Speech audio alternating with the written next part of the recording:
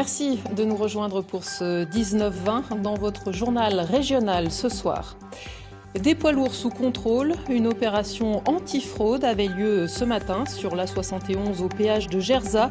Objectif, vérifier le respect des dispositifs anti-pollution. La santé environnementale, justement, c'est ce qu'entend défendre la marche des cobayes de passage à Clermont-Ferrand.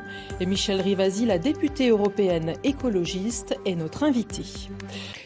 Amiante, OGM, pesticides, métaux lourds, la pollution est partout. Pour tirer la sonnette d'alarme, un collectif d'associations s'est structuré et a entrepris de traverser la France. C'est la marche des cobayes, partie de Fos-sur-Mer dans les Bouches-du-Rhône. Elle rejoindra Paris le 30 juin. Pour l'heure, les militants sont arrivés dans le Puy-de-Dôme. Julien Théier et René Thévenot les ont rencontrés. Ils sont issus du monde associatif, élus ou simples citoyens, et se considèrent comme des cobayes, soumis à toute forme de pollution, sans en connaître les conséquences. Ils marchent pour dénoncer les scandales sanitaires, mais saluent aussi les équipements exemplaires, comme l'usine de production d'eau potable de Courdon. Grâce à l'usine d'ultrafiltration qui a été mise en place par Clermont Auvergne Métropole il y a maintenant à peu près 2 ans, on est capable de traiter énormément de polluants. Sauf peut-être les plus microscopiques, mais quasiment tous les polluants, les plus gros polluants, on peut les traiter. On peut fournir une eau de qualité et potable aux habitants de Clermont-Ferrand sans aucun souci, et de Clermont Métropole même. Non, les lobbies n'aiment pas que les profits ne soient pas qu'à eux. À chaque étape de leur marche, ils rejoignent les combats menés par des associations locales. Le point de rendez-vous de ce midi était symbolique devant le pôle de traitement des déchets polluants et surdimensionnés selon les écologistes. Le préfet vient d'autoriser une augmentation de la quantité annuelle de déchets qui est incinérée, qui était avant de 150 000 tonnes par an et qui est maintenant de 160 000 tonnes par an. Donc, inévitablement, c'est une augmentation de cette pollution. Ce mercredi, les cobayes font une halte à Clermont pour un débat autour de l'amiante. Ils reprendront la route jeudi pour une journée consacrée à la lutte contre les OGM et les lobbies pharmaceutiques. Invité de ce journal, Michèle Rivasi, députée européenne écologiste, bonsoir. Bonsoir. Vous soutenez cette marche pour la santé environnementale comme d'autres personnalités, élus, associations et collectifs de citoyens. Une centaine de signataires engagés, on l'a vu dans des domaines variés. Pourquoi se rassembler?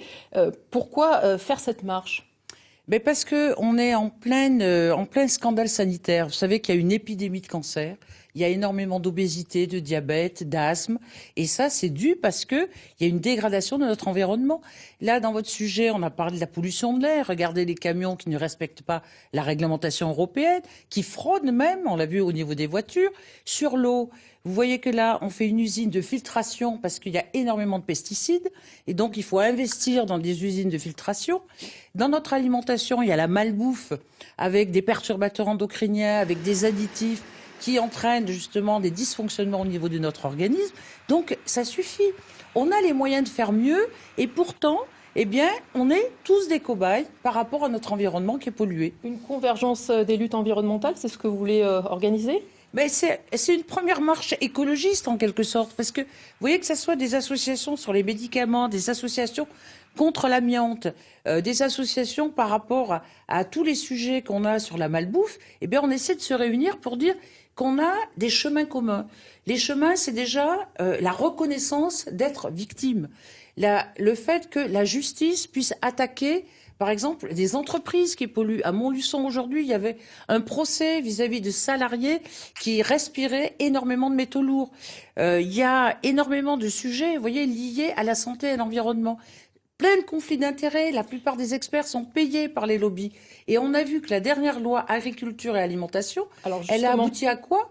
On devait interdire le glyphosate. À ce propos, il n'y a pas eu d'inscription du glyphosate dans la loi, mais le gouvernement promet toujours quand même une sortie d'ici à 2021 par rapport à cet herbicide controversé. Vous y croyez? Vous espérez?